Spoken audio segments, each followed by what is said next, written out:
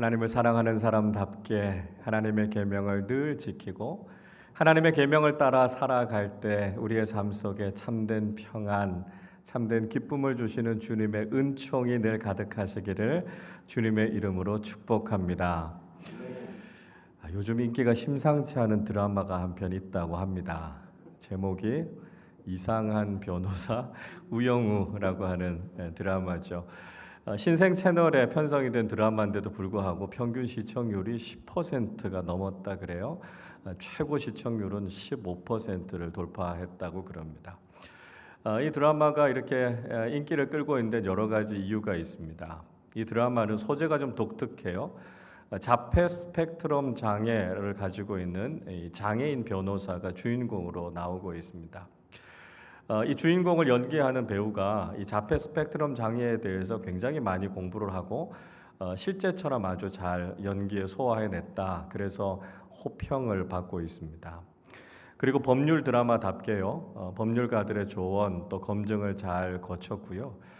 여러 가지 에피소드들을 들으면서 이거 만들어낸 얘기 아니야? 그런데 실제 이야기들이 그렇게 많다고 그래요.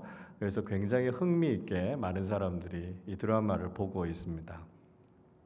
근데 이 드라마가 많은 사람들에게 관심을 기울이고 있는 정말 중요한 이유는 다른 데 있습니다. 그것은 장애인으로 대변되는 우리 사회의 여러 가지 편견, 선입견들에 대해서 도전하고 있다라고 하는 것이죠. 우리가 살아가고 있는 사회에 편견이나 선입견들이 얼마나 많은지 모릅니다. 그것 때문에요, 사람들이 서로 상처를 주고받는 경우들이 많다는 거예요. 외모, 학벌, 직업, 출신 이런 것들을 가지고 사람들이 고정관념을 가지고 서로를 향해서 비판하고 판단하고 이런 일들 때문에 우리가 참 가슴 아픈 일들, 마음 아픈 일들을 많이 경험하고 상처를 받고 있다라고 하는 것입니다. 오늘날 우리의 모습만 그런 것이 아니고요. 예수님께서 살아갔던 당시에도 이 고정관념과 선입견의 문제가 얼마나 컸는지 모릅니다.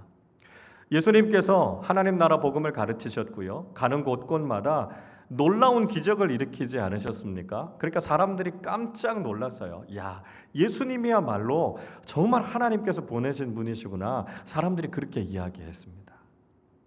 근데 어떤 사람들은요, 그 말을 믿지 않았어요. 그럴 리가 없다는 거예요. 그러면서 이런 이야기를 하죠. 나사렛에서 무슨 선한 것이 나오겠느냐고요. 적어도 위대한 인물이라면 예루살렘 정도에서 나와야지. 어떻게 그 변방 시골 마을의 갈릴리에서 그런 위대한 인물이 나올 수 있겠는가? 사람들은 그렇게 질문했던 것입니다. 그래서 이런 고정관념에 빠져 있었던 사람들은 예수님이 메시아이시다라고 하는 것을 잘 받아들이지 않았습니다. 게다가 예수님의 육신의 아버지였던 요셉의 직업이 목수 아니었습니까? 천한 목수의 아들 출신으로 무슨 그런 위대한 인물이 될 수 있겠나라고 하는 이 선입견 때문에 사람들은 예수님을 하나님께서 보내신 분으로 받아들이지 않았다는 것이죠. 여러분 어떻습니까? 오늘을 살아가고 있는 많은 사람들도요, 이런 선입견, 이런 편견에 빠져서 살아갈 때가 참 많이 있습니다. 사람들은 흔히 자기중심적인 생각을 가지고 다른 사람들을 평가해 버립니다.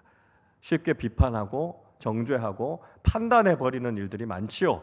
그 사람들을 잘 이해하고 그 사람들의 입장에서 무엇인가를 수용하고 받아들이려고 하는 게 아니고요. 내 입장에서 함부로 이야기해 버리고 그래서 그 사람들을 공격하거나 상처를 주는 경우들이 참 많이 있습니다. 가장 심각한 것이 인터넷상에서 그렇지 않습니까? 인터넷 댓글 같은 것들이 상대방의 형편이나 상황을 이해하기보다는 그냥 막말을 쏟아놓는 경우들이 많죠. 한 사람의 인격을 무참하게 짓밟는 일들이 우리 사회에서도 계속해서 일어나고 있습니다. 한 사람을 존중하고 배려하는 정신, 이건 다 사라져 버렸고요. 그저 내 기준에서 한마디 두마디 툭툭 내뱉은 말들과 그 사람들을 비난하는 이야기들 때문에 얼마나 많은 사람들이 힘들어하고 아파하고 있는지 모릅니다.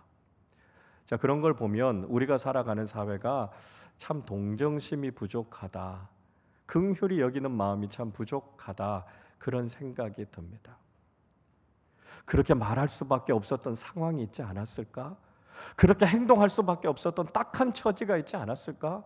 우리가 좀 긍휼히 여기고 용납하고 이해해 주려고 하는 마음보다는요, 그 왜 그렇게 행동하지? 우리가 그렇게 판단하고 정죄하는 일들 때문에 참 많은 사람들이 상처와 아픔을 경험하고 있다는 것입니다. 자, 우리가 이런 세상을 살아가고 있어요. 그리스도인으로서 이런 시대를 살아가면서 여러분, 우리는 어떤 모습으로 살아가기를 주님께서 원하실까요? 오늘 예수님께서 팔복의 5번째 말씀을 우리에게 들려주시고 있습니다. 자, 우리 7절 말씀을 한 번 더 같이 읽어보겠습니다. 긍휼히 여기는 자는 복이 있나니 그들이 긍휼히 여김을 받을 것이며. 자, 예수님께서는 긍휼히 여기는 자가 복이 있다 이렇게 말씀하셨습니다. 긍휼이라고 하는 헬라어 단어 엘레오스라고 하는 말은요, 구약 성경에도 이와 비슷한 말을 찾을 수가 있어요. 두 가지를 찾을 수 있는데요. 하나는 슬픔, 애통을 뜻하는 라함이라고 하는 말이 헬라어로는 엘레오스 이렇게 번역될 수 있습니다. 또 다른 한 단어는요, 우리가 잘 아는 거예요. 사랑, 자비를 뜻하는 헤세드라고 하는 말이 이 긍휼이라는 말입니다. 그러니까 우리가 긍휼의 마음을 가지고 산다라고 하는 건 어떤 의미냐 하면, 우리가 어떤 사람의 상황이나 형편을 보면서 같이 울어주는 거예요. 같이 마음 아파해 주는 것이죠. 그리고 정말 그 사람을 자비롭게 여기고 측은하게 여기는 마음을 가지는 것입니다. 그 사람의 입장, 그 사람의 상황을 깊이 공감하고 이해해 주는 거예요. 그래서 얼마나 힘들었을까, 얼마나 아팠을까, 우리가 그 사람의 마음을 보듬어 주면서 그런 따뜻한 마음을 갖는 것을 가리켜서 긍휼의 마음이다, 그렇게 이야기할 수 있다는 것이죠. 이런 긍휼의 마음은 예수님의 마음입니다. 예수님께서 여러 도시들, 여러 마을들을 다니시면서 하나님 나라 복음을 전하셨지요. 수없이 많은 병자들을 치유하셨습니다. 그런데요, 그런 딱한 상황에 처해 있는 사람들이 너무 많은 거예요. 그래서 예수님께서 그 무리들을 보시면서 그들을 불쌍히 여기셨다고 말씀합니다. 마태복음 9장 36절은 이렇게 말씀하지요. 무리를 보시고 불쌍히 여기시니 이는 그들이 목자 없는 양과 같이 고생하며 기진함이라 말씀합니다. 이리저리 흩어져고 방황하는 사람들을 보니까요, 마치 목자 없는 양들처럼 그렇게 지치고 곤고한 삶을 살아가는 사람들을 바라보시면서 예수님께서 불쌍히 여기셨다고요. 헬라어 단어 스플랑크 니조마이라고 하는 말은 애간장이 탄다는 이야기입니다. 장이 꼬이고요, 장이 끊어지는 것처럼 그들의 아픔을 예수님께서 당신의 아픔으로 느끼셨다는 거예요. 그렇게 그들의 아픔을 공감하시고 그들을 긍휼히 여기셨던 마음, 그 마음이 바로 예수님의 마음이었다는 거예요. 그래서 예수님께서는 바로 이렇게 긍휼히 여기는 마음을 가진 사람이 복이 있다 말씀하신 것입니다. 예수님께서 이렇게 긍휼히 여기는 마음을 가지셨던 것과는 달리 당시의 유대 지도자들은 전혀 이런 모습이 아니었습니다. 유대 종교 지도자들은 율법의 기준을 가지고 다른 사람들을 비난하고 정죄하기는 했지만 이 사람들의 상황을 이해해 주려고 하지 않았습니다. 그래서 당시의 지도자들이 하는 말은요, 많은 사람들에게 상처가 되고 아픔이 됐던 것을 볼 수 있습니다. 우리는 그 대표적인 사건을 요한복음 8장에서 보게 되죠. 요한복음 8장에서는 현장에서 간음하다가 한 여인이 바리새인과 서기관들에게 잡혀옵니다. 요한복음 8장 3절 4절은 이렇게 말씀합니다. 서기관들과 바리새인들이 음행 중에 잡힌 여자를 끌고 와서 가운데 세우고 예수께 말하되 선생이여 이 여자가 간음하다가 현장에서 잡혔나이다. 유대 종교 지도자들이 간음하다가 현장에서 잡힌 여인을 끌고 예수님께로 왔습니다. 여러분 한번 생각해 보십시오. 현장에서 잡힌 여인이니까요, 뭐 옷이라도 제대로 입었겠습니까? 그러나 유대 종교 지도자들은 그런 것 아랑곳하지 않고요, 이 여자를 현장에서 잡아서 데리고 와서 성전 한가운데 세워놨습니다. 마치 구경거리라도 되듯이 그렇게 여인을 세워놓은 것이죠. 그리고 예수님께 묻습니다. 모세의 율법에는 이렇게 간음한 사람 돌로 쳐서 죽이라고 말씀하고 있는데 당신은 어떻게 판단하겠습니까? 이렇게 예수님께 묻고 있습니다. 이 여인의 잘잘못을 가리려고 하는 것이 목적이 아니었고요. 이 여인의 사건을 빌미로 해서 예수님을 고발할 수 있는 증거를 얻기 위해서 이 여인을 수단으로 사용하고 있는 것입니다. 물론 이 여인이 간음했다라고 하는 건 잘못한 일이죠. 죄에 대해서는 대가를 받아야 합니다. 그러나 이 유대 종교 지도자들이 이 과정 속에서 이 여인의 인격은 철저하게 짓밟아 버리고 말았던 것입니다. 이 여인이 감당해야 될 모든 수모 이런 것들은 전혀 안중에도 없었던 것이죠. 그리고 한 인생을 다른 사람을 걸려 넘어지게 하려고 하는 수단으로 전락시켜 버렸다는 것입니다. 긍휼의 마음 전혀 없이 이렇게 한 인격을 무시하고 정죄했던 유대 종교 지도자들과 달리 예수님 어떻게 하셨습니까? 예수님께서는요, 무리들을 보시고 죄가 없는 사람이 먼저 돌을 들어서 그 여인을 치라고 하셨습니다. 무슨 뜻이죠? 인간이 다 죄인인데요, 하나님 앞에서 깨끗한 사람이 누가 있겠냐는 것입니다. 죄인인 우리가 서로를 정죄할 자격이 있느냐는 것을 묻고 계시는 것입니다. 한 사람을 비난하고 정죄하기 이전에 우리 자신은 하나님 앞에 어떤 모습인지 우리를 먼저 돌아보라는 것입니다. 주님의 그 말씀을 들었던 사람들이 양심의 가책을 느끼고요, 하나씩 둘씩 그 자리를 떠나가게 됐습니다. 요한복음 8장 10절 11절은 이렇게 말씀합니다. 예수께서 일어나사 여자 외에 아무도 없는 것을 보시고 이르시되 여자여 너를 고발하던 그들이 어디 있느냐? 너를 정죄한 자가 없느냐? 대답하되 주여 없나이다. 예수께서 이르시되 나도 너를 정죄하지 아니하노니 가서 다시는 죄를 범하지 말라 하시니라. 예수님은 주변을 살펴보셨습니다. 예수님과 이 여인 외에 아무도 없다는 것을 확인하시고 난 이후에 예수님께서 이 여인에게 말씀하기 시작하셨습니다. 예수님께서 얼마나 이 여인을 귀중하게 여기시고 이 여인을 배려하셨습니까? 그리고 다시는 가서 죄를 짓지 말라고요. 다른 사람들이 너를 정죄하지 않은 것처럼 나도 너를 정죄하지 않을 테니 이제는 하나님 앞에서 부끄러운 인생을 살지 말라고 예수님의 간절한 바람을 그 여인에게 이야기합니다. 이렇게 이 여인을 긍휼히 여기셨던 예수 그리스도의 복음이 이 여인의 인생을 새롭게 했고요, 이 여인을 변화시켰던 것을 우리는 볼 수 있습니다. 여러분, 우리는 예수님의 이 긍휼하심을 배우는 사람들이 되어야 합니다. 우리가 너무 쉽게 다른 사람을 향해서 함부로 판단하거나 정죄하는 것이 아니라 그 사람을 품고 용납하고 이해하는 긍휼의 마음이 우리에게 먼저 필요하다는 것이죠. 그 사람의 모습이 어떠하든지 간에 우리가 그 사람을 수용하고 용납해낼 수 있는 믿음의 공동체가 되어야 한다는 것입니다. 세상에서 손가락질 받는 사람이라 할지라도 믿음의 공동체 안에 기꺼이 들어와서 신앙생활할 수 있도록 우리는 그들을 받아들이고 있습니까? 장애인들, 외국인 노동자들, 경제적인 약자들, 사회적으로 소외된 사람들, 그 사람들이 정말 눈치 보지 않고 우리 공동체 안에서 주님께서 용납해 주시는 그 은혜를 누리면서 신앙생활할 수 있는 그런 공동체가 바로 우리 공동체입니까? 심지어는 동성애 자들과 죄인들까지도 우리는 수용할 수 있는 공동체가 돼야 합니다. 그 죄를 정당화한다는 이야기가 아닙니다. 성경에서 말하는 그 죄는 반드시 회개하고 하나님 앞에서 바로 잡아야 합니다. 그러나 죄는 미워하지만 죄인을 사랑하시는 것이 예수님의 사랑이라는 것을 우리는 깨달아야 한다는 것이죠. 그 어떤 사람이라 할지라도 믿음의 공동체 안에 들어와서 복음으로 변화되어지는 놀라운 일들이 지금 우리 공동체 안에서 일어나야 한다는 것입니다. 그러기 위해서는요, 열린 태도, 긍휼의 마음이 우리에게 필요하다는 것입니다. 여러분, 저는 우리 아름다운 교회가 예수님의 긍휼의 마음을 배우는 공동체가 될 수 있기를 바랍니다.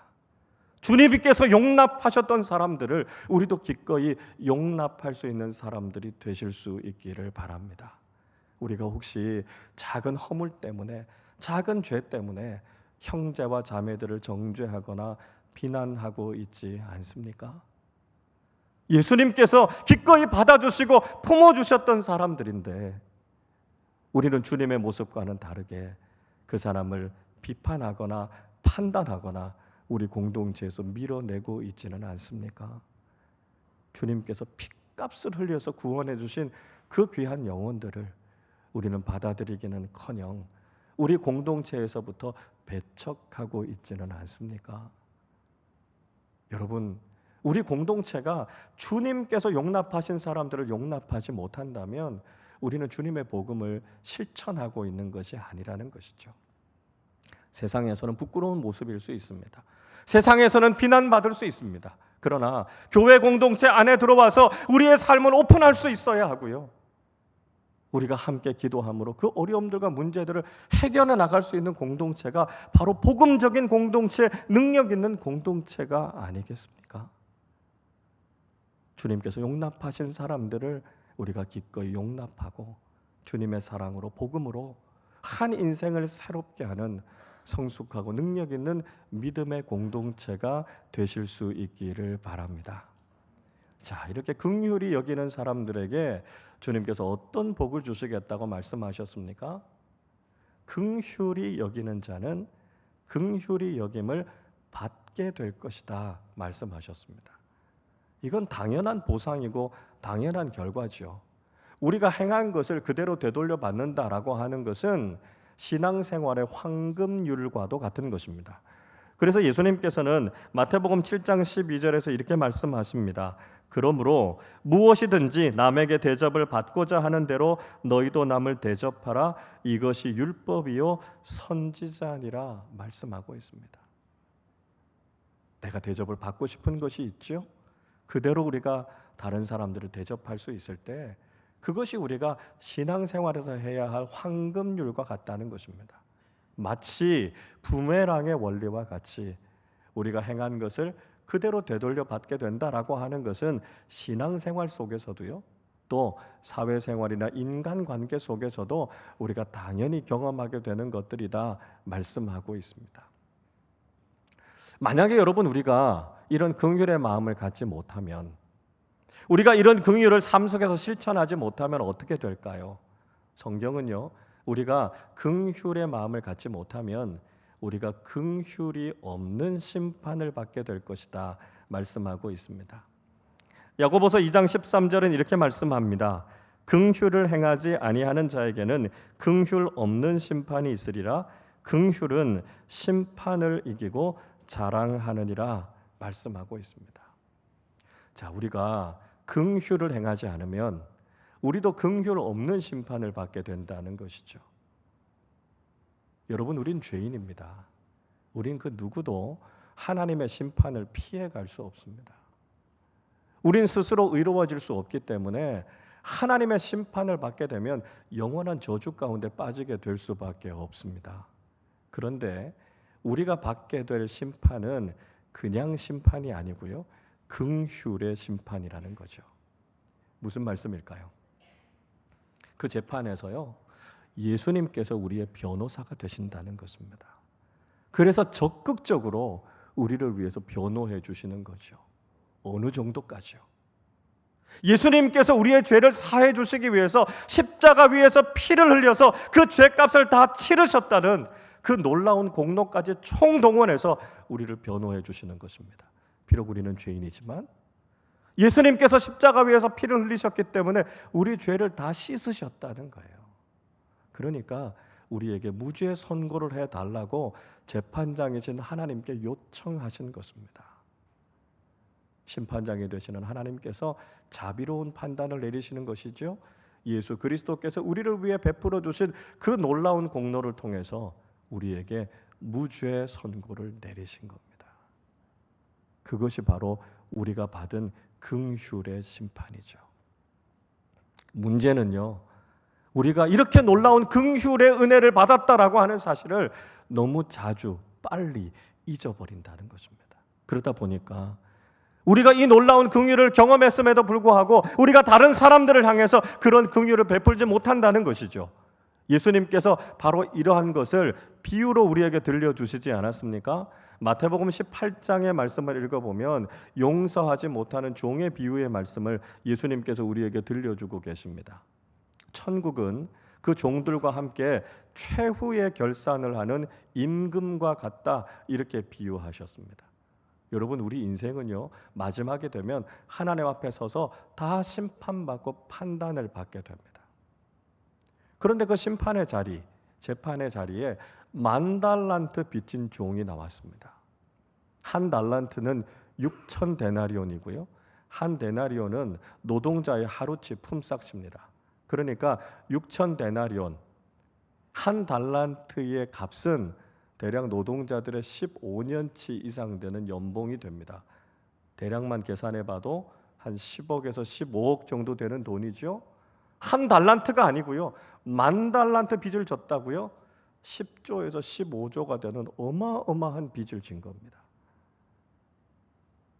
그 돈을 낼 수 있는 사람이 몇 사람이나 되겠습니까? 그래서 그 종이 도저히 그 빚을 갚을 수 없다고 이야기했습니다. 그때 놀라운 일이 일어나지요. 그 임금이요, 그 자리에서 그 많은 돈을 다 탕감해 주었습니다. 갚을 수 없다고 이야기하니까요, 긍휼의 은혜를 베풀어 준 거죠. 하나도 안 갚아도 된다고요. 그리고 그를 석방해 주었습니다. 그렇게 돌아가는 길에서 그 종은 자신에게 100데나리온 빚진 사람을 만나게 됩니다. 100데나리온도 적은 돈은 아니지만 자신이 탕감받은 10,000달란트에 비하면 너무 적은 금액 아닙니까? 내가 긍휼의 은혜를 받았다는 것을 그가 깊이 깨달았다면 그거 아무 문제 되지 않아, 괜찮아, 이렇게 돌려보냈을 겁니다. 그러나 이 종은요, 그 100데나리온 다 갚을 때까지 절대로 감옥에서 나올 수 없을 것이라고 그를 위협하고 감옥에 집어넣어 버렸습니다. 그 이야기를 들었던 임금이 어떻게 했겠습니까? 마태복음 18장 33절 34절 이렇게 말씀합니다. 내가 너를 불쌍히 여김과 같이 나도 내 동료를 불쌍히 여김이 마땅하지 아니하냐 하고 주인이 노하여 그 빚을 다 갚도록 그를 옥졸들에게 넘기니라. 임금이 그를 긍휼히 여겨줬던 것처럼 그도 역시 그의 동료를 불쌍히 여겨야 되지 않겠느냐고요. 그 많은 빚을 다 탕감받았다면 그 작은 빚에 대해서는 기꺼이 탕감하고 용서해 주었어야 하지 않겠느냐고요.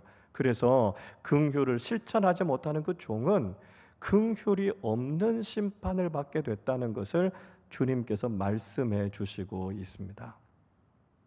여러분, 우리는 하나님으로부터 너무나 큰 긍휼을 받은 사람들입니다. 우리는 영원한 지옥에 빠질 수밖에 없는 사람들이었습니다.